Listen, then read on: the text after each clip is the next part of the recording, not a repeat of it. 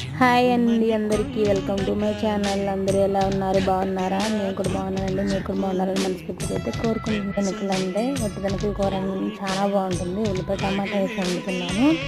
చాలా అంటే చాలా బాగుంటుంది. మీకు కూడా నాకైతే చాలా ఇష్టం. అందుకే వండుతున్నాను. అలాగే కర్రీ వండుతున్నాను. వెనుకల కర్రీ మీకు కూడా నచ్చితే కామెంట్ చేయండి. అలాగే వెళ్తూ ఒక లైక్ అండ్ సబ్స్క్రైబ్ షేర్ కూడా చేసింది ఫ్రెండ్స్.